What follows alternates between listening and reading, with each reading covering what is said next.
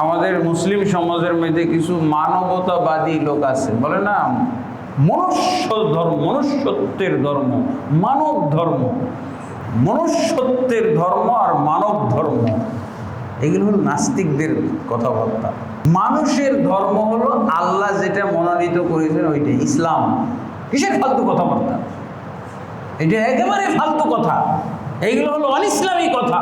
মানব ধর্ম আর মনুষ্যত্বের ধর্ম, এই কথাগুলো হলো নাস্তিকদের কথা, বেদিনদের কথা, ইসলামের শত্রুদের কথা, ইসলাম অপছন্দকারীদের কথা, কৌশলে যারা ইসলামকে ডাউন দিতে চায় তাদের কথা। মনুষ্যত্বের ধর্ম কেন? ইসলামের মধ্যে মনুষ্যত্ব নাই, ইসলামের মধ্যে মানবতা নাই। ইসলামের মধ্যে যে মনুষ্যত্ব, যে মানবতা আছে, পৃথিবীতে আর কোনো ধর্মের মধ্যে, কোনো আদর্শের মধ্যে খুঁজে পাওয়া যাবে না।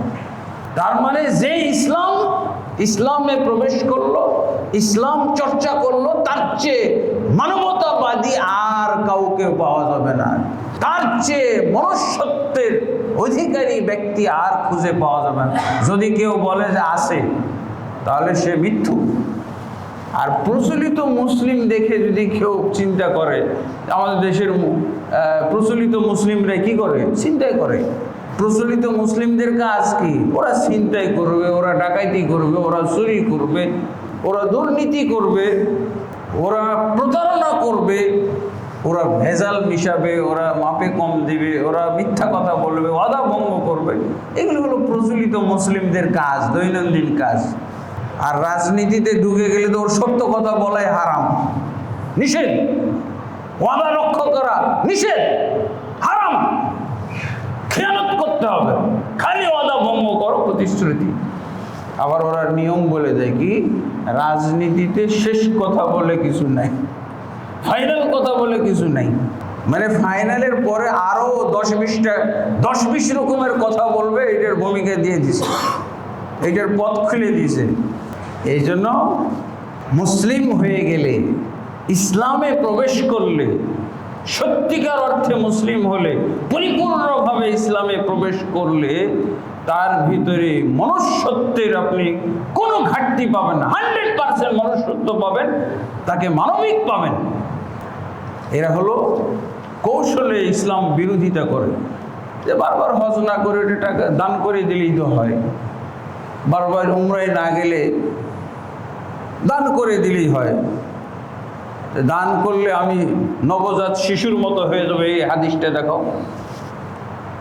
দান তো আমি করি, দানও করি, হজও যাই, দানও করি, হজে যায়। যে হজ বারবার হজ করে না, ও দানও করে না।